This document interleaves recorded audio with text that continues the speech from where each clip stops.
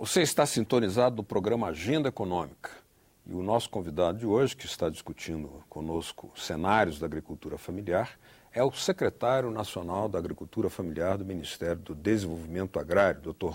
Walter Bianchini. Participa do programa o jornalista Paulo Acrísio. Dr. Bianchini, tem aqui uns dados sobre o programa de aquisição de alimentos, que é, no caso do BNDES, mas está muito interligado com a agricultura familiar. Eu vou pedir que o senhor depois nos comente alguma coisa, né?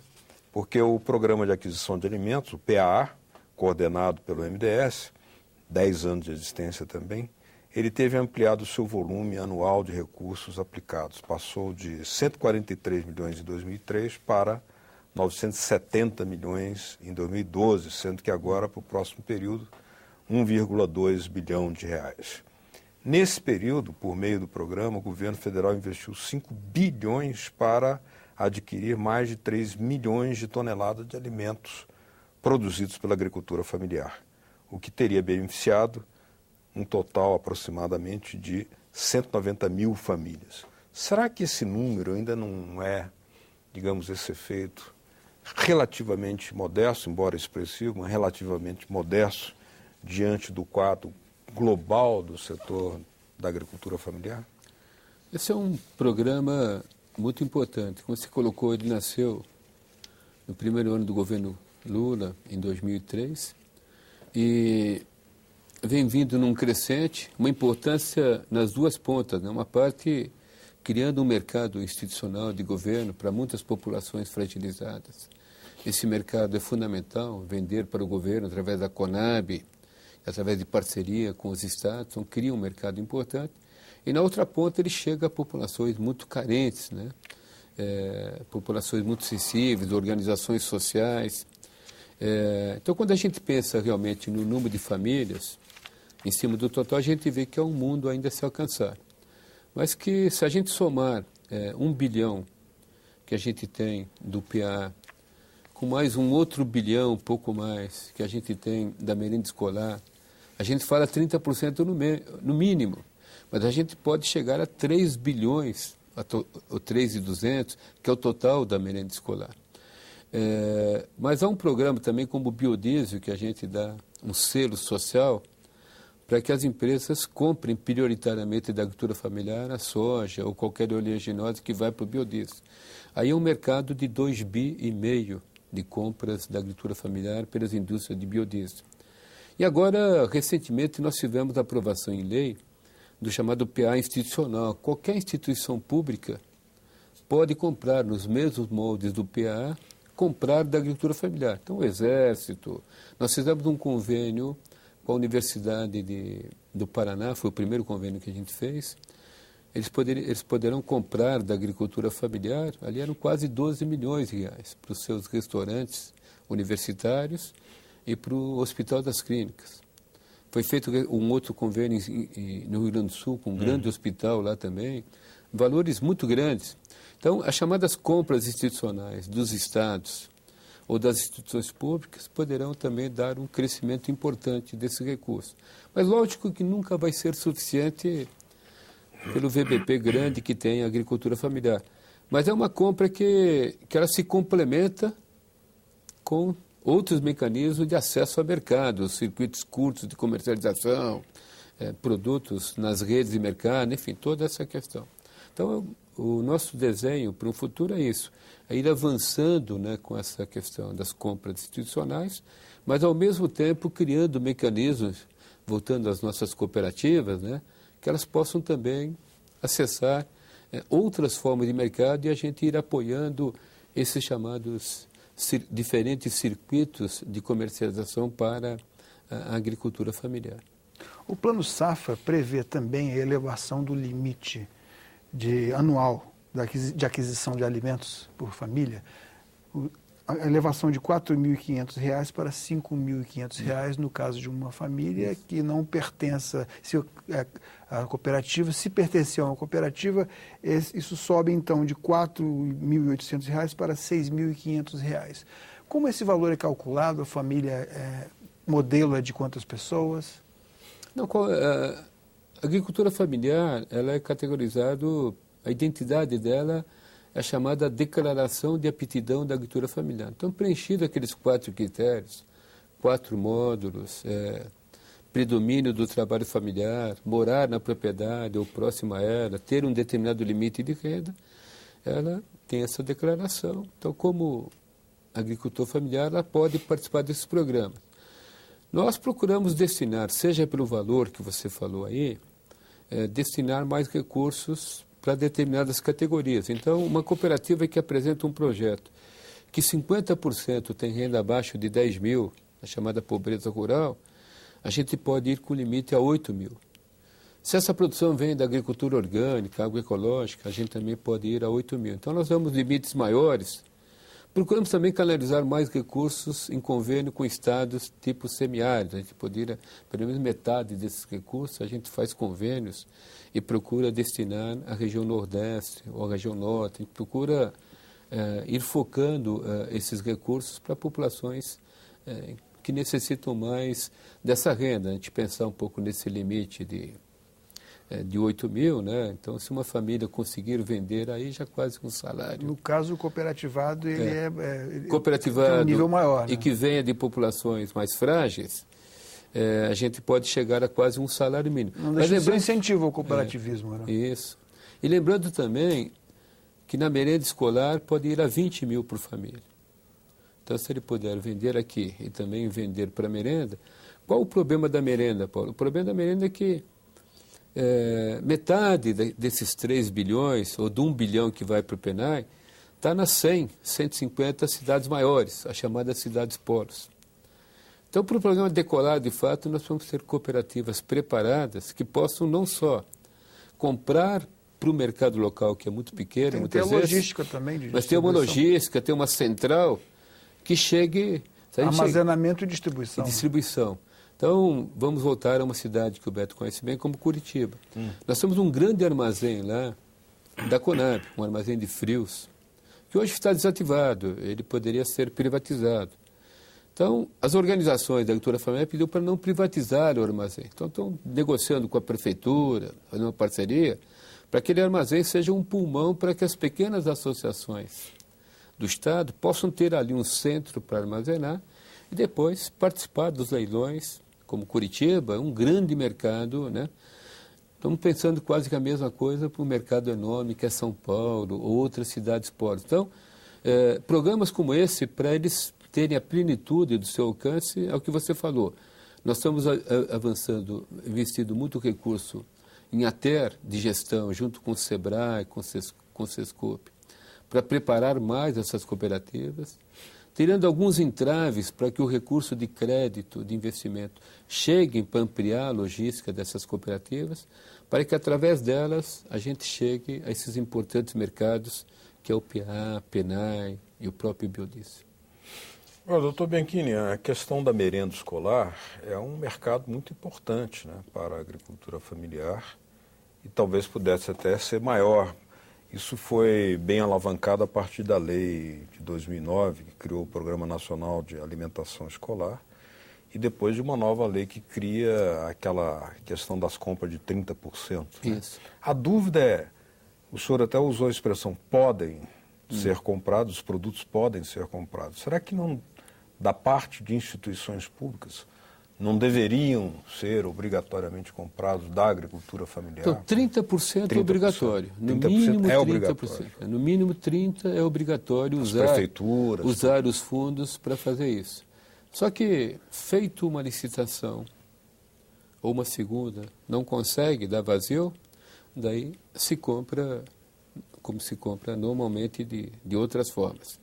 Então, a gente precisa agora, criamos aí uma rede Brasil Rural, um programa de informática para monitorar essas licitações e divulgar para essas cooperativas, associações, para a gente ir conquistando esses mercados. Então, quando a gente não chegou ainda no mínimo de 1 bilhão e pouco por PENAI, em função dessas dificuldades, principalmente nas cidades pobres. Por isso, projetos como Mais Gestão, o Nutri, que a gente está investindo muito em recursos para dar apoio a essas cooperativas, para que eles tenham acesso à informação, preparem logística para a gente alcançar o potencial que representa esse mercado. Mas nós já teríamos uma estatística de quanto isso já representou de incremento para, por exemplo, as compras das prefeituras que estão mais solidificadas com o programa da merenda escolar, o quanto isso já significou para levantar a agricultura familiar regionalmente? Então, os 30% ele dá um pouco mais de R$1 bilhão. O mínimo, né? Mas eu diria que a gente deve estar um pouco acima de 50% ainda desse mínimo. Por quê? Porque eu falei que a outra metade ela vem das concentrações das populações escolares nas chamadas cidades-polos. E ali a gente tem uma maior dificuldade de logística, porque nós temos pouco freezer nas escolas, pouca estrutura de merendeiras, pouca logística nessa Secretaria de Educação para distribuir. Então, os alimentos são comprados para ser entregue escola a escola. Então, de fato, a gente precisa aprimorar uma logística. Mas já avançamos, pelo menos na metade que esse programa poderia potencializar. Mas há um desafio não só de atingir o mínimo, mas, como falo, o mínimo, a gente quer, aos poucos, ir avançando. E a importância que você fala desse programa é a qualidade dos produtos, né? Produtos locais, produtos mais frescos, produtos que têm a ver com costumes culturais da própria região, né? Não são os produtos em pó, os produtos comoditizados, né? Que são comprados nas licitações.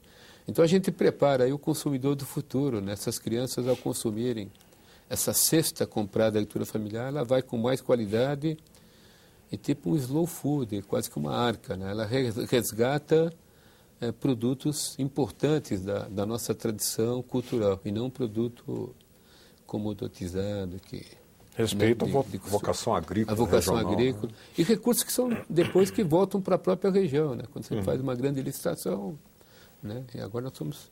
Porque o PNAE também ele tem como critério, primeiro, comprar prioritariamente local e das populações mais frágeis, né? Então, ele privilegia quilombolas, né? Essas comunidades tradicionais, privilegia os assentamentos da reforma agrária.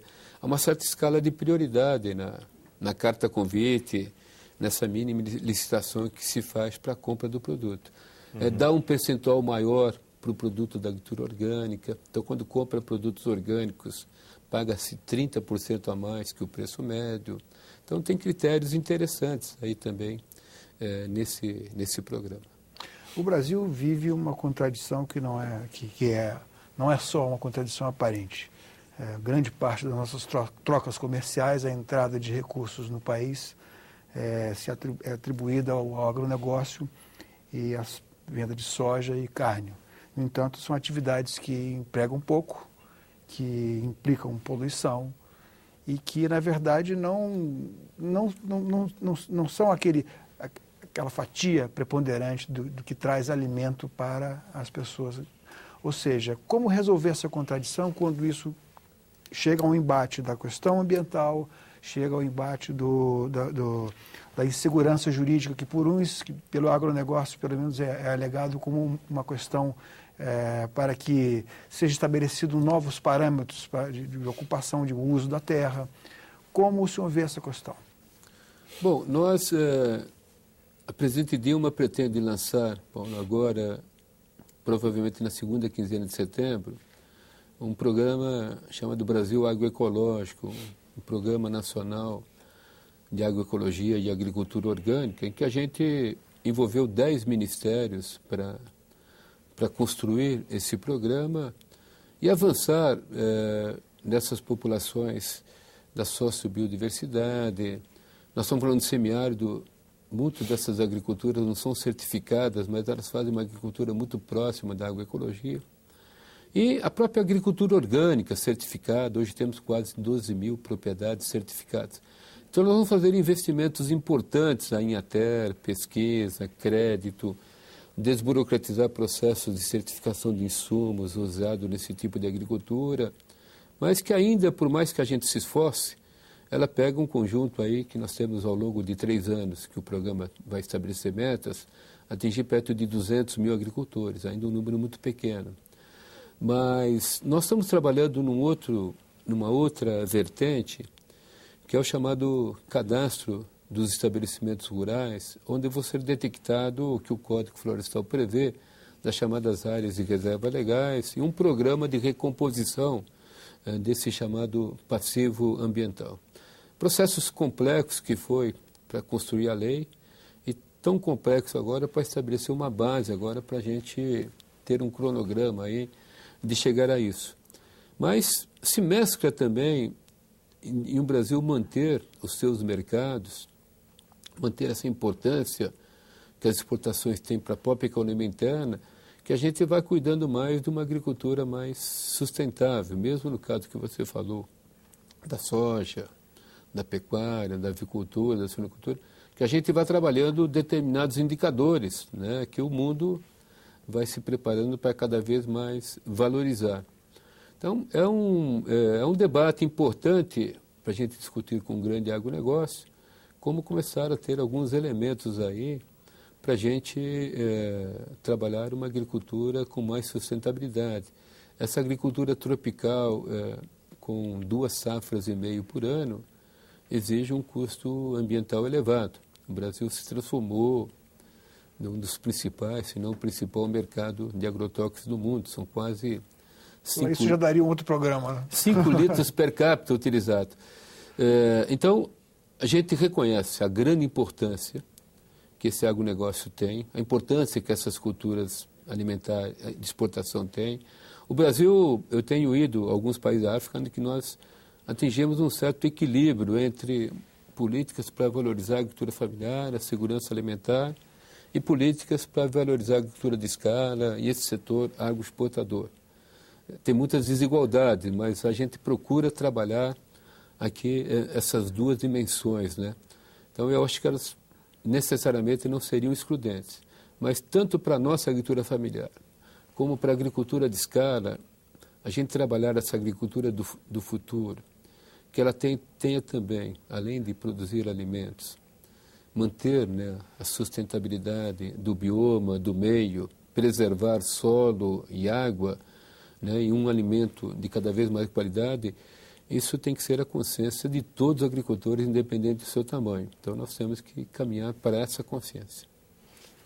Muito bem, estamos chegando ao final do nosso programa Agenda Econômica por hoje. Nós gostaríamos de agradecer a sua audiência, a sua participação e dizer que as suas opiniões, sugestões, impressões e críticas, por que não, são muito bem-vindas e elas podem ser enviadas, assim como você pode baixar esse ou outros programas da TV Senado, por esse endereço que está aí na sua telinha, o www.senado.leg.br/TV. Muito obrigado a vocês de casa que nos acompanharam. Queremos agradecer também a presença do Dr.